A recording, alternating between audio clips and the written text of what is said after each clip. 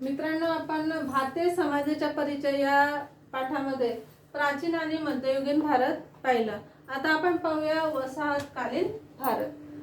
16व्या शतकाच्या व्यापाराच्या उद्देशाने पोर्तुगीज भारतात आले.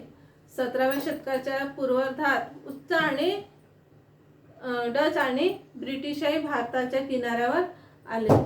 फ्रेंच सुद्धा भारतात पोहोचले, पण त्यांचे अस्तित्व अधिक प्रकर्षाने फक्त दक्षिण भारतात पांडिचेरी येथे जाणवले. ब्रिटिशांनी 20व्या शतकापर्यंत भारतावर राज्य केले.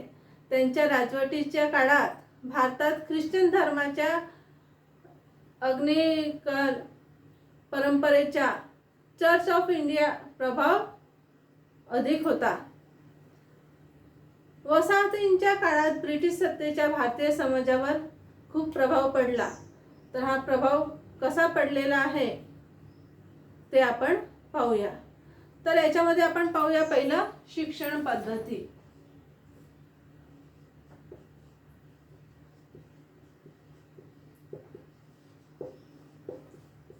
पाहूया शिक्षण पद्धती. या वसाहतकालीन भारतामध्ये आपण शिक्षण पद्धती, संस्कृती, प्रशासन, अर्थव्यवस्था, दळणवळण आणि संपर्क, राष्ट्रवादाची चळवळ, समाज सुधारणेच्या चळवळी आणि सामाजिक कायदे असे 8 पॉइंट या भागामध्ये पाहणार आहोत. पहिला आहे शिक्षण पद्धती. ब्रिटिशांनी भारतात प्रस्थापित केलेल्या शिक्षण पद्धतीचे दूरगामी परिणाम भारतीयांवर झाले. उच्च शालेय पातळीवरील शिक्षण इंग्रजी भाषेतून दिले जाई. शाळा आणि महाविद्यालयांमध्ये सर्व वंश, जाती आणि धर्माच्या मुलामुलींना प्रवेश घेण्याची मुभा होती. इंडियन युनिव्हर्सिटीज ॲक्ट हा 1856 मध्ये या ॲक्टच्या अन्वये कलकत्ता, बॉम्बे आणि मद्रास येथे भारतातील पहिल्या विद्यापीठांची स्थापना झाली. विद्यार्थी मित्रांनो, हे रिकामी जागा जोड्या लावा मध्ये येते. इंडियन युनिव्हर्सिटी ॲक्ट 1856 आणि याची स्थापना भारताच्या अनेक विद्यापीठांमध्ये झाली. आधुनिक शिक्षण पद्धतीमधील विषय आणि अभ्यासक्रम धार्मिक नव्हते, ते लौकिक जीवनाशी संबंधित होते. या ब्रिटिश काळामध्ये धार्मिक अभ्यासक्रमाचा अभ्यास केला जात नव्हता, तर लौकिक जीवनाशी आधारित अभ्यासक्रमाचा अभ्यास केला जाई.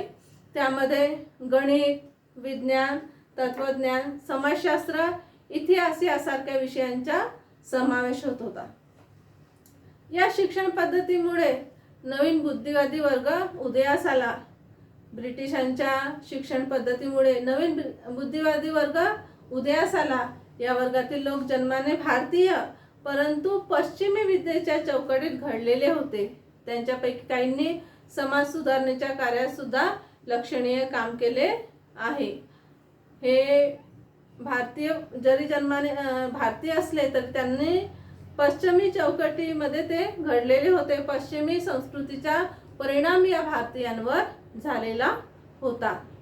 बुद्धिनिष्ठता, समानता, सामाजिक न्याय, धर्मनिरपेक्ष दृष्टिकोन आणि व्यक्तिवाद यांसारखी सामाजिक मूल्ये बुद्धिवादी वर्गामध्ये खोलवर रुजलेली होती. ते धर्म परंपरेच्या नावाखाली एकमेकांशी भांडण करत नव्हते किंवा पवित्र असा वादविवाद करीत नव्हते, तर त्यांच्यामध्ये बुद्धिनिष्ठता, समानता, सामाजिक न्याय, धर्मनिरपेक्ष दृष्टिकोन आणि व्यक्तिवाद यांसारखी सामाजिक मूल्ये या बुद्धिवादी वर्गामध्ये खोलवर रुजलेली होती. त्यानंतर दुसरा पॉइंट आपण पाहूया संस्कृती. वसाहतकालीन भारतामध्ये दुसरा पॉइंट आहे त्यांची संस्कृती कशी होती.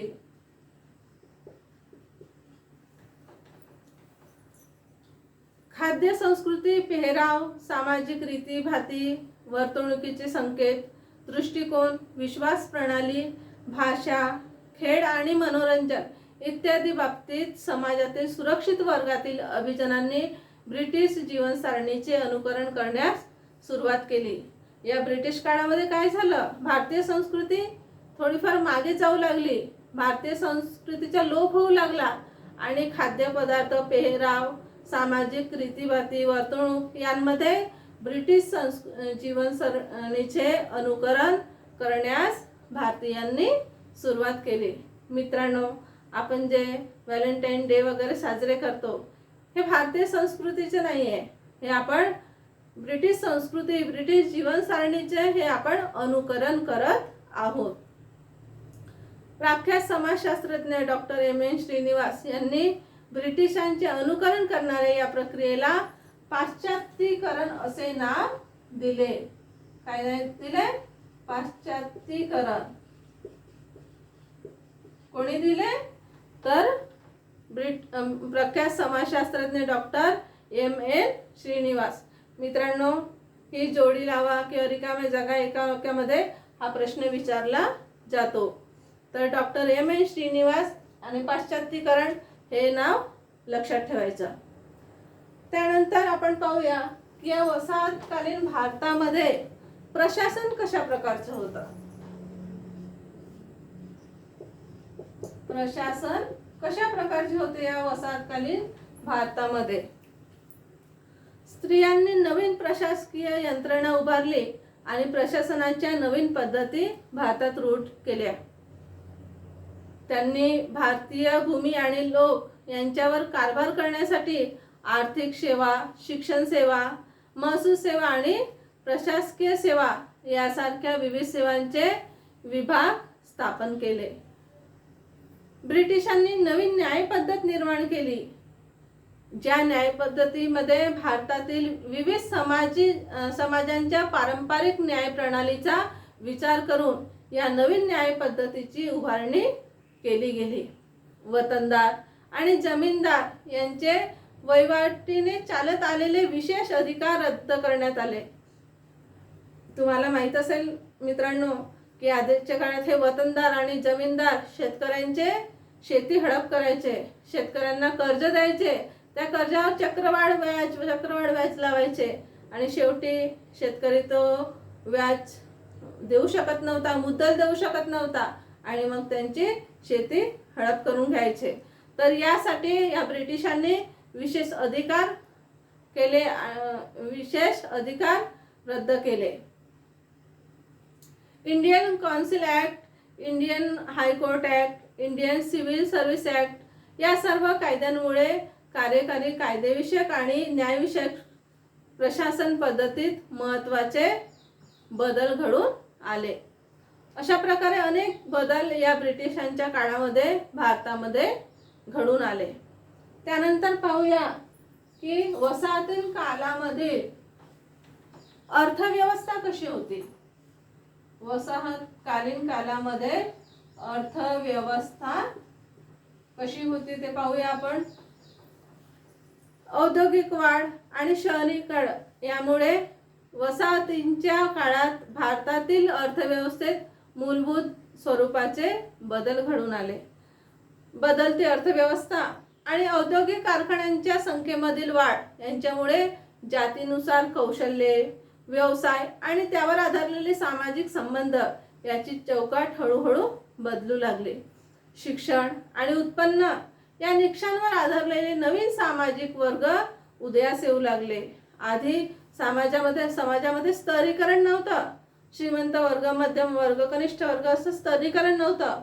परंतु या वसाहतकालीन भारतामध्ये सामाजिक वर्ग निर्माण झाले.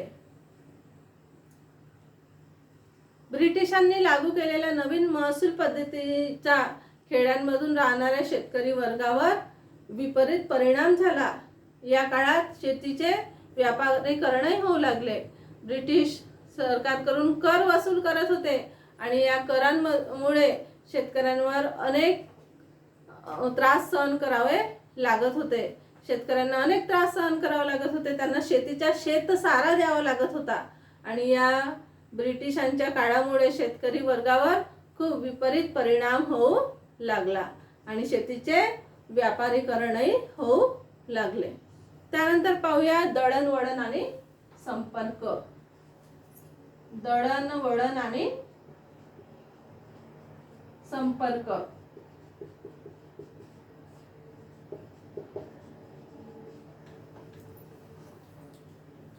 मित्रांनो, या ब्रिटिशांनी भारतामध्ये अनेक सोयी सुरू केल्या होत्या. भारतभर रेल्वे आणि रस्ते यांची उभारणी, तसेच टपाल आणि तार या सोयी सुरू केल्या गेल्या. त्यामुळे देशाच्या कानाकोपऱ्यातील लोकांपर्यंत आणि स्त्रोतांपर्यंत पोहोचणे सहज शक्य झाले. वाहतूक आणि संपर्क यांच्या साधनांमधील सुधारणांमुळे भारतीय कच्च्या मालासाठी अधिक बाजारपेठा उपलब्ध झाल्या. आधी भारत सोन्याची चिडिया म्हणत होते, पण भारतामध्ये जे कच्चा माल उत्पन्न होत होता तो काही इतर देशात विक्रीला जात नव्हता. पण या ब्रिटिशांनी रेल्वे, रस्ते आणि टपाल खाते सुरू केले आणि त्यामुळे देशात कानाकोपऱ्यापर्यंत लोकांना एकमेकांना आपलं माल सहजपणे पुरवणे शक्य झालं आणि लोकांना कच्च्या मालासाठी अधिक बाजारपेठा सुद्धा उपलब्ध झाल्या. त्यानंतर पाहूया राष्ट्रवादाची चळवळ.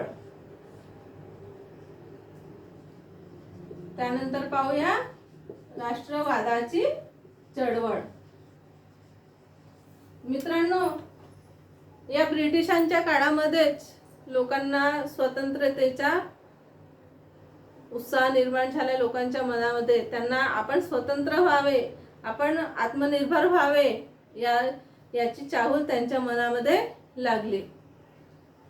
संपर्कासाठी इंग्रजी भाषेच्या शिक्षितांच्या गटांमधील वाढता वापर हा राष्ट्रवादाचा प्रसार आणि प्रचार करण्यासाठी फार महत्त्वाचा ठरला. त्यामुळे राष्ट्रवादाच्या चळवळीला चालना मिळाली. जे सुशिक्षित लोक होते हे लोक समाज सुधारणेकडे वळू लागले, स्वातंत्र्याकडे वळू लागले. समाजातील चालीरीती ह्या नष्ट करण्यासाठी ते समाज सुधारणेकडे वळू लागले. भारतीयांमध्ये परकीय ब्रिटिशांच्या सत्तेविरुद्ध निर्माण झालेल्या असंतोषाच्या भावनेमुळे ब्रिटिशांविरुद्ध चले जावचा पुकारा केला गेला आणि भारतीय स्वातंत्र्य लढ्याला गती मिळाली. 19व्या शतकामध्ये भारतीय राष्ट्रीय काँग्रेसचा उदय, महात्मा गांधींनी स्वातंत्र्य लढ्याचे नेतृत्व स्वीकारणे या गोष्टी घडून आल्या. महात्मा गांधींनी स्वातंत्र्यासाठी लोकांना प्रेरणा दिली, उद्बोधन केले आणि त्यामुळे लोक स्वातंत्र्य मिळवण्यासाठी प्रवृत्त झाले, जागृत झाले. केव्हा तर याच वसाहतकालीन भारतामध्ये, याच वसाहतकालीन काळामध्ये. त्यानंतर पाहूया आपण समाज सुधारणेच्या चळवळी.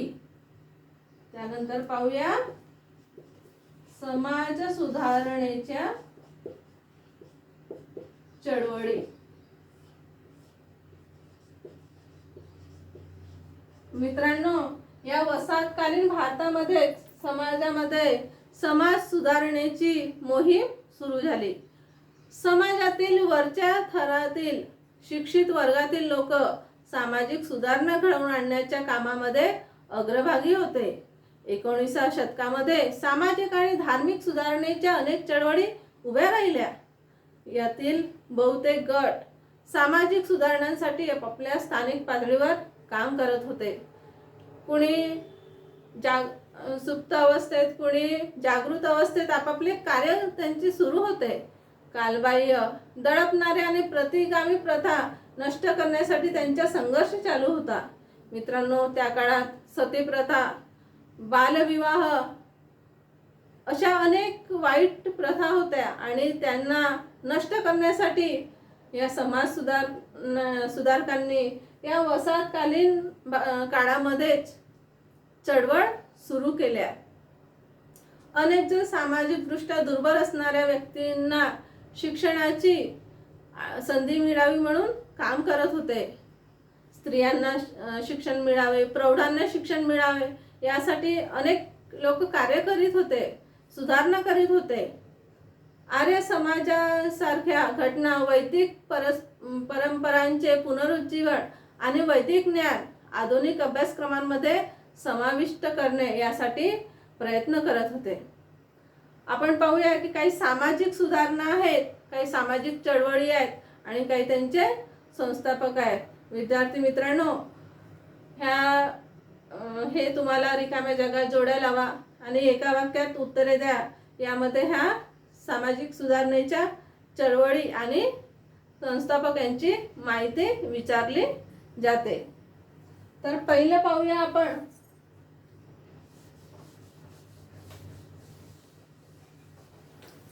ब्राह्मो समाज. पहिला आहे मित्रांनो, आपण समाज सुधारणेच्या चळवळी आणि त्यांचे संस्थापक पाहत आहोत. तर ब्राह्मो समाज याचे संस्थापक आहेत राजा राममोहन रॉय. मित्रांनो, हे तुम्हाला रिकाम्या जगात जोड्या लावा आणि एका वाक्यामध्ये नेहमी विचारले जाते. ब्राह्मो समाजचे संस्थापक आहेत राजा राममोहन रॉय. आर्य समाजाचे संस्थापक आहेत स्वामी दयानंद सरस्वती. सत्यशोधक समाजाचे संस्थापक आहेत महात्मा ज्योतिराव फुले. हरिजन सेवक याचे संस्थापक आहेत महात्मा गांधी. मित्रांनो, त्याचप्रमाणे प्रार्थना समाज आहे त्याचे संस्थापक आहेत आत्माराम पांडुरंग तरखडकर. थिओसॉफिकल सोसायटी आहे त्याचे संस्थापक आहेत ॲनी बेजंट. सेवा सदन यांचे संस्थापक आहेत बेहरामजी मलबारी. धर्मसभा यांचे संस्थापक आहेत राधाकांत देव. वहाबी चळवळ यांचे संस्थापक आहेत